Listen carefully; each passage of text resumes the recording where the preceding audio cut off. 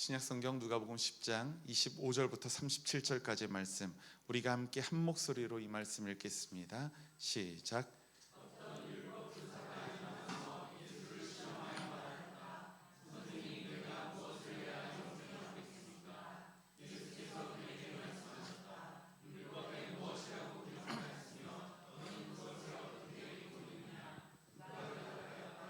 내 마음을 다하고 내 목숨을 다하고 내 힘을 다하고 내 뜻을 다하여 주 너의 하나님을 사랑하여라 하였고, 또 내 이웃을 내 몸같이 사랑하여라 하였습니다. 예수께서 그에게 말씀하셨다. 내 대답이 옳다. 그대로 행하여라. 그리하면 살 것이다. 그런데 그 율법 교사는 자기를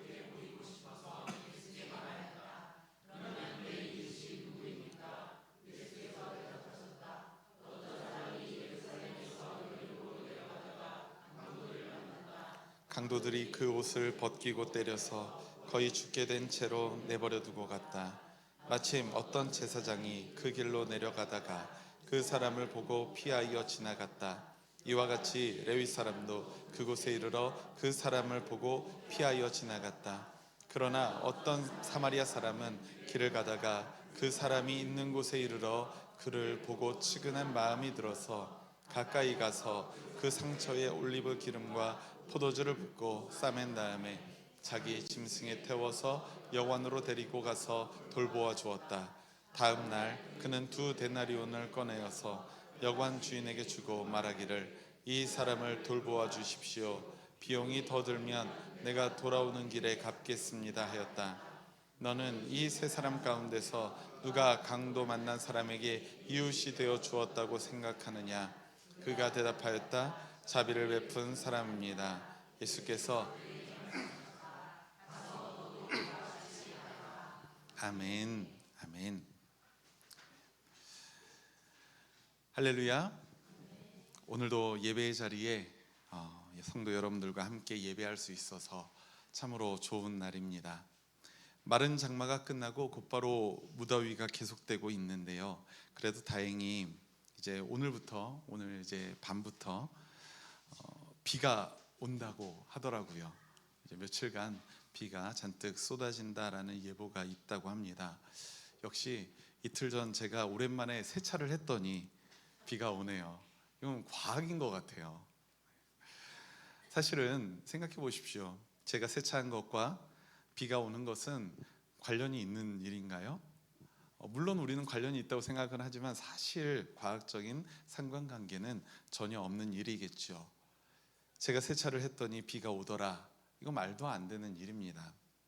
그런데도 사람들은 그런 작은 연계성을 애써 발견하면서 때로는 자신의 핑계거리로 그것을 삼는 경우가 있어요. 사람들은 우리 인생에서 그냥 벌어지는 일들, 그저 맞닥뜨리게 되는 어떤 일들, 너무도 그것을 손쉽게 해석하려고 합니다. 어떠한 목적과 예고도 없이 그저 벌어진 일들을 그렇게 해석하는 어떤 우리 기독교인들의 병이 있어요. 그런 경우에 자신에게 벌어진 이 고통스러운 일들, 또 견디기 어려운 일들을 나 자신의 탓으로 여기기도 하고요, 또는 주변 사람들의 탓으로 여기기도 합니다. 그러나 보통 그 일은 자책을 하거나 또 누군가를 탓한다고 해서 해결이 되던가요? 그렇지 않아요. 보통은 탓한다고 해서 그 일이 해결되지는 않습니다.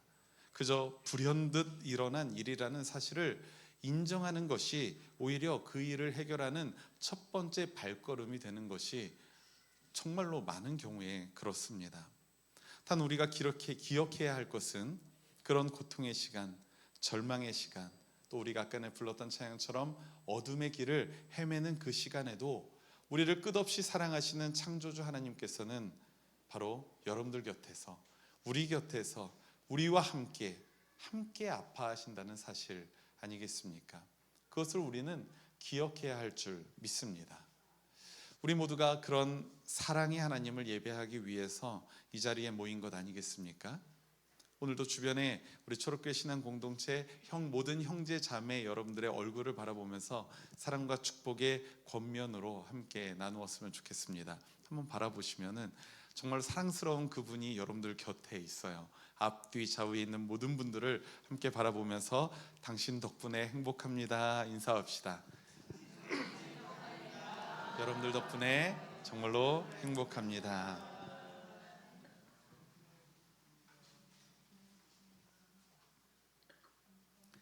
오늘 본문의 말씀은 여러분들도 너무나도 잘 알고 있는 이야기이죠. 선한 사마리아인의 비유라는 제목으로 익히 알려져 있습니다. 그런데 오늘 이 성서일과 복음서의 말씀이 선한 사마리아 비유가 30절부터 나오거든요.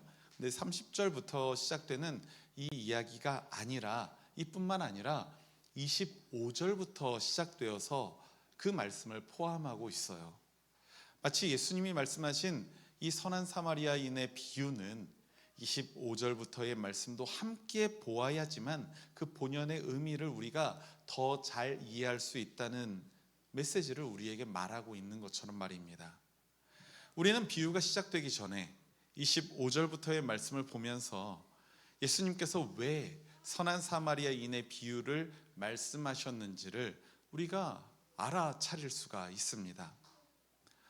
25절부터의 말씀은 이러한 내용이에요. 어느 날 이름도 모르고 나이도 모르는 어떤 율법 교사가 예수님을 부르면서 이렇게 묻습니다. 선생님, 선생님, 내가 무엇을 해야 영생을 얻겠습니까? 이 율법 교사가 영생에 대하여 관심을 갖고 있는 것 같으니 이게 상당히 고무적이긴 하죠. 그런데 사실 예수님에게 질문을 던진 그의 의도는 굉장히 불순한 것이었습니다. 음흉한 것이었어요. 25절 말씀을 보면 아예 어떻게 말하고 있냐면 예수를 시험하여 말하였다라고 고발하고 있기 때문에 그렇습니다. 그는 지금 영생이 정말로 궁금해서 예수님에게 묻는 것이 아니라 그 영생이라는 것에 꼬투리를 잡아서 예수님을 시험하고자 묻고 있다는 겁니다. 그러면 이 율법 교사는 예수님에게 어떤 시험을 하고 있는 것인가요? 이런 시험이에요. 저기 갈릴리 촌동네에서 목수를 하다가 온 사람, 이 예수라는 사람인데 이 사람이 과연 율법에 대해서 알기나 하는 걸까? 이 영원한 생명에 대해서 이 사람이 알기나 하는 걸까? 내가 한번 시험해 봐야 되겠다. 이런 심보로 예수님에게 접근한 것 아니겠습니까? 그는 처음부터 영생을 얻는 방법을 깨닫고 싶어서 질문한 것이 아니라는 거예요. 물론 예수님은 이 율법 교사의 마음을 알아채셨을 겁니다. 율법은 무엇라고 기록하고 있으며 너는 어떻게 생각하느냐 물으십니다. 그리고 율법 교사의 입을 빌려서 그 답을 찾고 계시는 거예요. 율법 교사도 그 문자적으로 쓰여져 있는 그 메시지는 분명히 알고 있었습니다. 함께 본문 27절의 말씀 한 목소리로 읽겠습니다. 주보에도 담아 놓았습니다. 27절 말씀 시작. 그가 대답하였다. 내 마음을 다하고 내 목숨을 다하고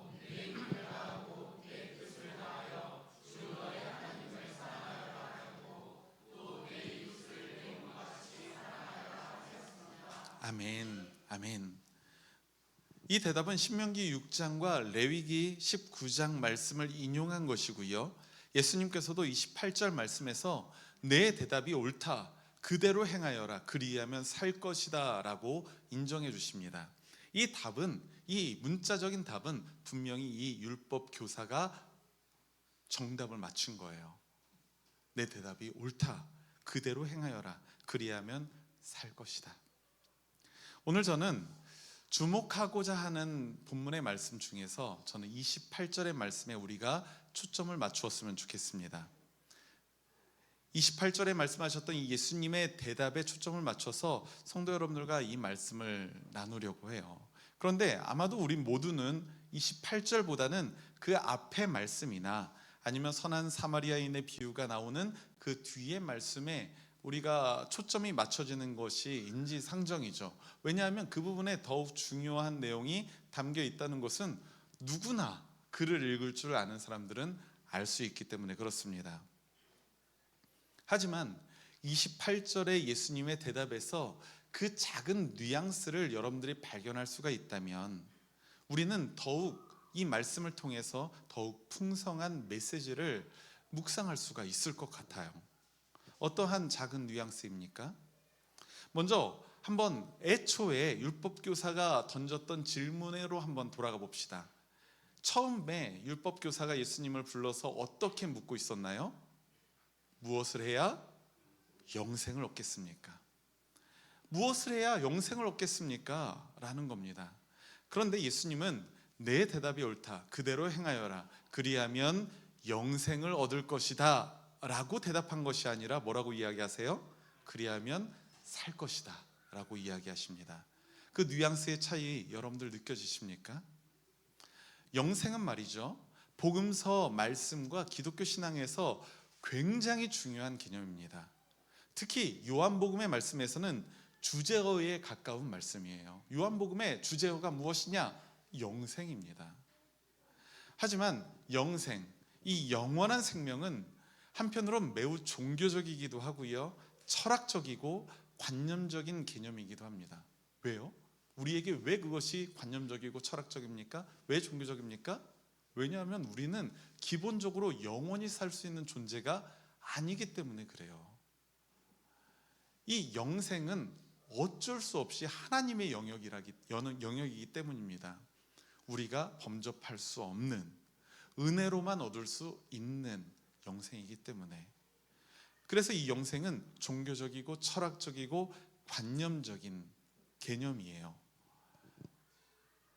그러니까 예수님은 이 영생이라는 종교적, 철학적, 관념적인 질문에 그리하면 살 것이다 라는 이 매우 현실적이고 친숙한 대답을 우리에게 전하고 계시는 것입니다.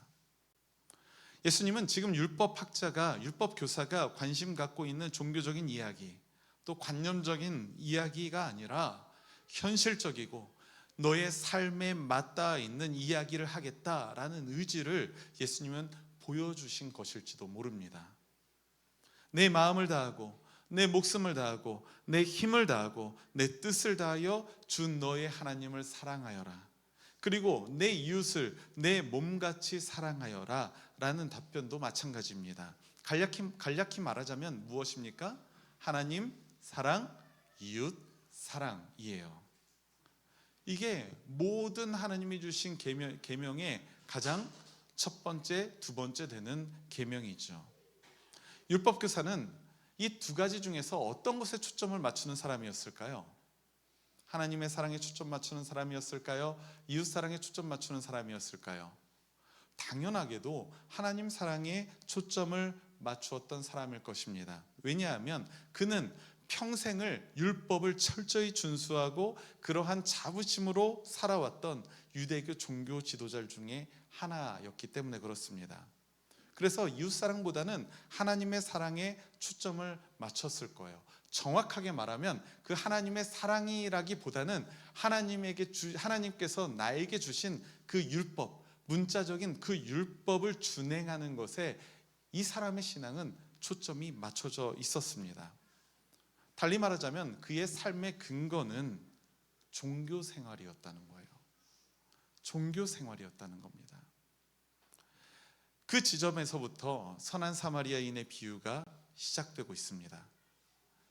어떤 사람이 예루살렘에서 여리고로 내려가다가 강도를 만나서 반죽음 상태로 버려집니다.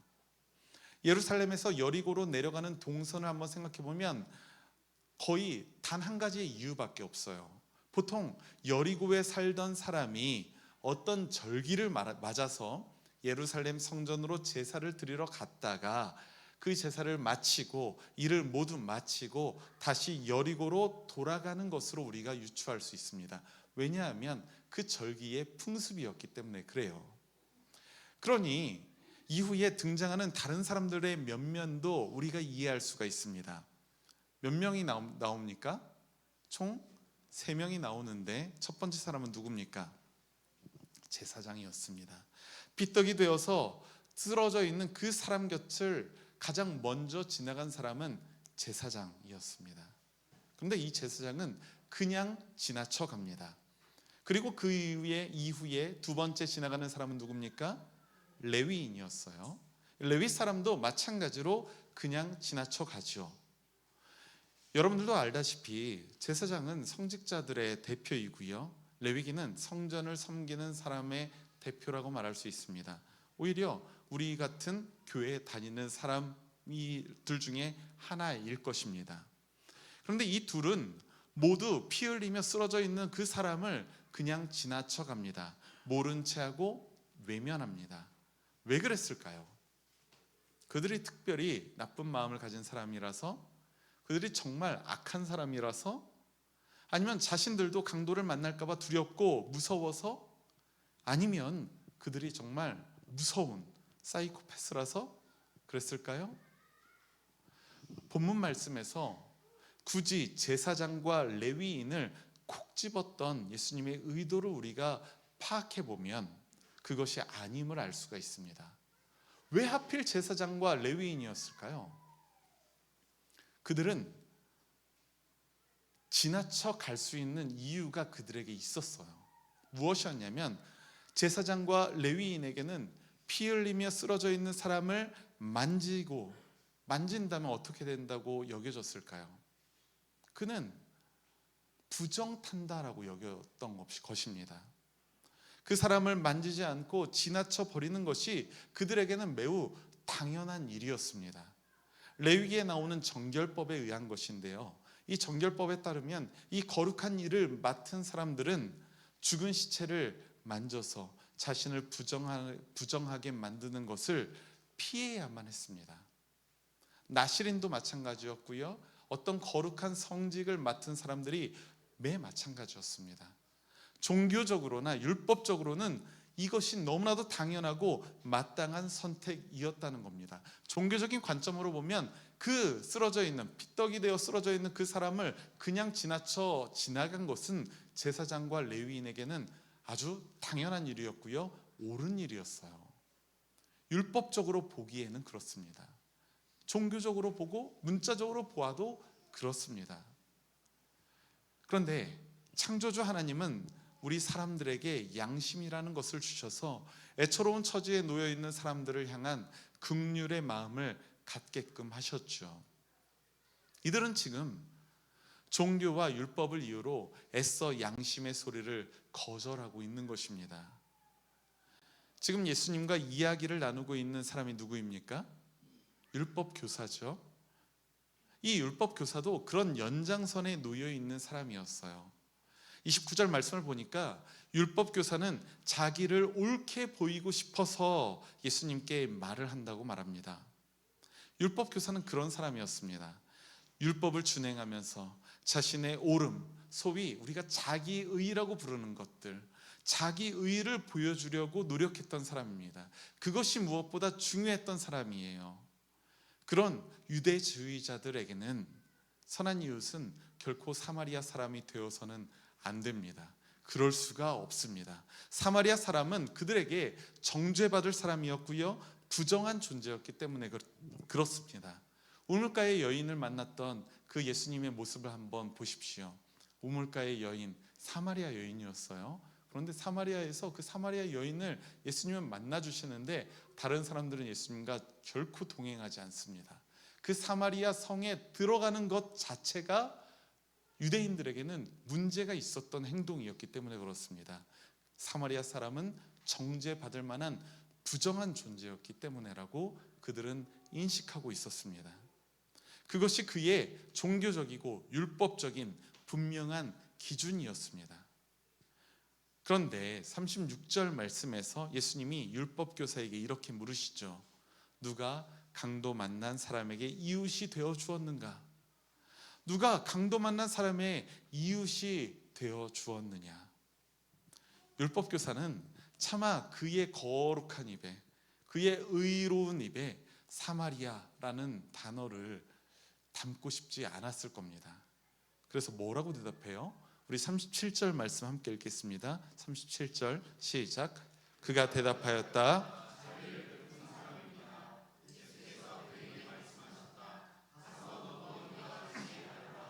아멘. 입에 담기도 싫은 이 사마리아 사람이라는 말 대신에 자비를 베푼 사람이라 이렇게 말하고 있죠. 예수님은 율법교사 앞에서 의도적으로 레위인과 제사장을 등장시킵니다. 그리고 그들의 대척점에는 사마리아 사람을 둡니다. 이러한 삼각 구도를 만들어요. 그리고 그 안에서 만약에 종교적이고 율법적인 기준으로 선택을 한다면 두말할 나위 없이 제사장과 레위인이 선택되겠죠.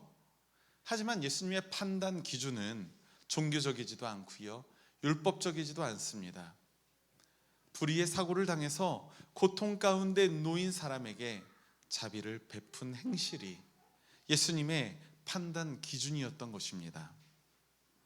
우리는 이 모든 이야기가 영생, 영원한 생명에 대하여 묻는 이 율법 교사의 질문에서부터 시작되었다는 것을 여러분들이 기억했으면 좋겠습니다. 종교적이고 관념적이었던 그 질문에 대하여서 예수님은 매우 현실적이고 인간적인 답변을 내어주시는 거예요. 그것은 하나님의 사랑만이 아니라 너의 이웃까지도 사랑하라, 또는 그것보다 더 중요하게는 하나님을 사랑하는 것이 곧 이웃을 사랑하는 것이고, 이웃을 사랑하는 것이 하나님을 사랑하는 것이다 라는 메시지를, 그 목적을 담고 있는 예수님의 답변이라는 사실을 여러분들 믿으시기 바랍니다. 그 이유가 무엇입니까? 보이는 이웃을 사랑하는 것이 보이지 않는 하나님을 사랑하는 것과 매우 긴밀하게 연결되어 있기 때문인 줄 믿습니다. 요한일서 4장 20절 말씀, 요한일서 4장 20절 말씀 우리가 함께 읽겠습니다. 주보에 담아 놓았습니다. 시작. 누가 하나님을 사랑한다고 하면서 자기 형제 자매를 미워하면 그는 거짓말쟁이입니다. 보이는 자기 형제 자매를 사랑하지 않는 사람이 보이지 않는 하나님을 사랑할 수 없습니다. 아멘. 사랑하는 우리 초록교회 신앙가족 여러분, 오늘 본문의 말씀은 때때로 우리의 종교적이고 율법적인 태도가 결국 하나님의 뜻에 합당한 일을 방해할 때가 있다는 사실을 알려줍니다. 우리가 지금 기독교라는 종교 안에 속해 있죠. 그리고 우리는 사실 종교 생활을 하는 것, 종교의 형식을 갖추는 것, 저는 그것이 무의미하다고 결코 생각하지 않습니다. 오히려 종교 생활은, 올바른 종교 생활은 우리가 진정한 신앙생활로 나아가는 데에 정말 커다란 도움을 주는 거라고 저는 믿어요. 그리고 우리가 함께 이 시간 매주 주일 오전 11시에 함께 모여서 예배하는 것도, 이것도 형식만큼은 종교 생활의 형식을 갖추고 있는 겁니다. 이 시간 너무나도 중요한 겁니다. 하지만 우리가 그저 종교라는 그 울타리에 갇혀서 그 울타리 너머에 있는 우리의 이웃의 고통과 아픔에는 무관심하고 있었던 것은 아닌지 우리가 한번 되돌아볼 필요가 있다는 것입니다. 율법이라는 잣대로 현실의 이웃을 정죄하고 혐오하고 증오하지는 않으셨습니까? 종교라는 울타리에 갇혀서 그 이웃들을 향한 사랑과 존중을 보이지 못하지는 않으셨습니까? 예수님의 말씀에 순종하며 이웃을 사랑하고 자비를 베푸는 걸 방해하는 성도 여러분들의 정결법, 그 문자는 무엇입니까? 바라기는 우리 초록교회 신앙가족들이 제사장과 레위인 그리고 율법교사의 삶의 태도는 따르지 않기를 간절히 소망합니다. 종교와 율법과 문자에 얽매이지 않은 내 이웃을 내 몸같이 사랑하라고 말씀하시는 그 하나님의 마음에 무엇보다 여러분들이 귀 기울이셨으면 정말로 좋겠어요. 그것이 바로 여러분들에게 원하시는 하나님의 마음인 줄 믿습니다. 하나님이 스스로를 계시하셨던 이 성경 말씀을 통해서 우리가 하나님의 마음을 배웁니다. 그리고 세상 속에서, 그리고 여러분들의 삶의 자리에서, 여러분들의 직장에서, 가정에서, 여러분들의 모든 사람들을 만날 때마다 하나님의 백성이라는 정체성에 합당한 삶으로 주님의 기쁨이 되어가는 여러분들 되기를 간절히 소망합니다. 그런 삶을 우리가 살아갈 때에 정말로 주님의 이름이 바로 여러분들의 삶을 통해서 영화롭게 되어지는 귀한 역사가 있기를 주님의 이름으로 축원합니다. 오늘도 우리가 함께 말씀을 기억하면서 주보에 있는 공동체의 기도, 우리가 한 목소리로 기도하기를 원합니다. 기도하겠습니다.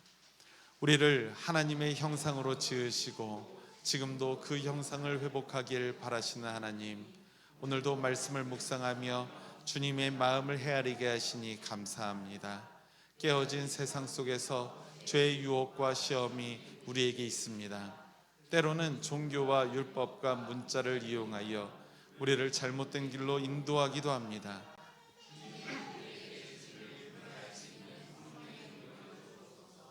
무엇보다 하나님을 사랑하고 이웃을 사랑하라 말씀하시는 주님의 마음에 깊이 주목하며 뿐만이 아니라 삶으로 그 부르심에 순종하는 우리가 되게 하옵소서. 겸손히 주의 은혜를 구하며 예수 그리스도의 이름으로 기도합니다. 아멘.